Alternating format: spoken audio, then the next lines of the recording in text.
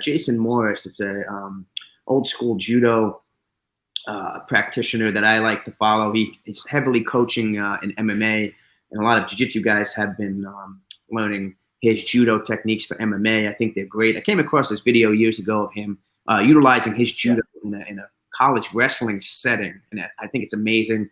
A lot of people can look it up on YouTube. Look up Jason Morris judo highlight. And so why don't you take a look at this, and as the video goes through and we bring it up, just kind of get your commentary and thoughts. We'll play it through. There's some music in the background, so we can mute that. And then, yeah, let's see what you think.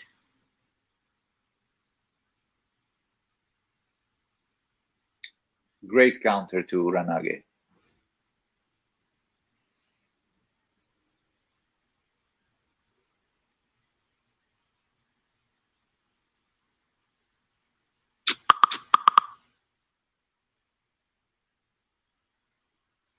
His hip technique is really good, and like Haraigoshi, like here, this is Naotoshi. Whoa.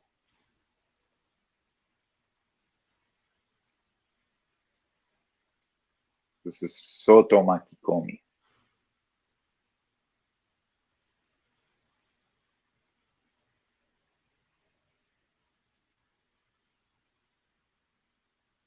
Oh, Sotogari.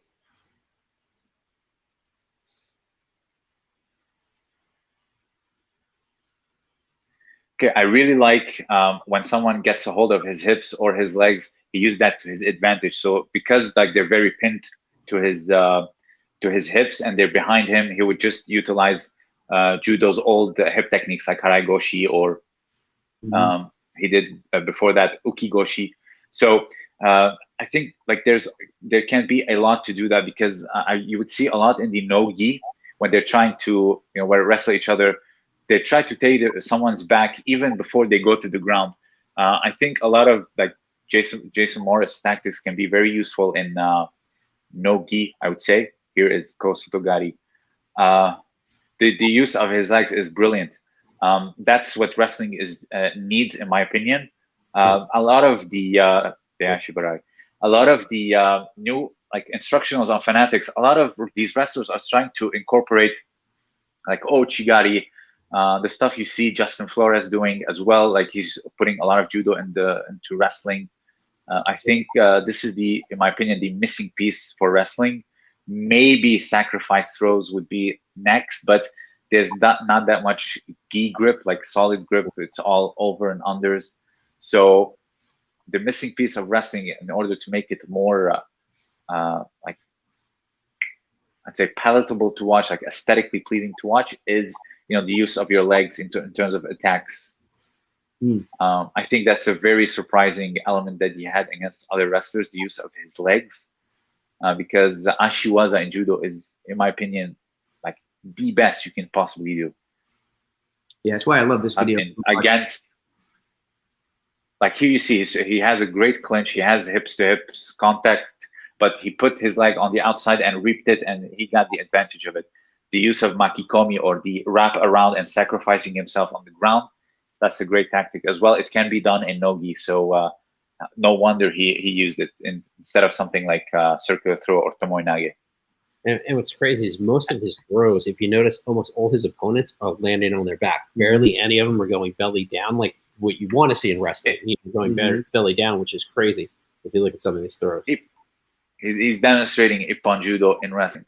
Yeah, like you see his Soto Maki or Osoto Makikomi. Like you do an Osotogari, but then you wrap around and then you sacrifice yourself to the ground. So it's a Osotogari entrance, then you sacrifice yourself by wrapping him around you, and then they fall on their back. So that's great if someone's trying to get your back. I believe this is mostly college level wrestling, if I'm not mistaken, maybe even some high school too. And it was, noted that back in the 90s or late 80s, which is, I think, when this was mostly taken, a lot of college wrestling and high school wrestling was done more standing up, more upright positions, which you see a lot more ability to engage in the judo techniques we're seeing here, and which translates more to MMA and self-defense, because people are going to be standing more upright, when they're striking. Yeah. So that's why, for example, I see like the silver lining in no leg grabs, because you don't really concern yourself of going down and exposing yourself, but rather really standing upright and controlling the upper body. They cannot have that huge range for a big strike against basically. And Justin Flores too. We're going to be having him on the podcast as well. Yeah, I think he can shed a lot of insight. He has the grappling trinity, in my opinion, like the wrestling, judo, BJJ. Definitely. So yeah, I think there's a lot to be said about the the realisticness. Like we were just talking about the when people go belly down, as Brian said, to defend a throw. I mean, like you had mentioned before, Chadi, you're going to be going to the hospital when you land belly down to defend a throw if that's in a real situation. I mean, So I mean, having that said, was yesterday. Yeah, that's kind of a negative, right, to the sportive side in a sense, when you're just looking to avoid the of course, Yeah. And it's crazy. Yeah, like Pedro said, like one of the big points of us when we spar in our school, because they're very much oriented towards self-defense, is no turtling and far more clinching, because the range of the grip fighting of judo, yes, you can control, etc., but there is, like, you leave some space, and that space can be used against you in terms of if someone like really lands a lucky strike against you.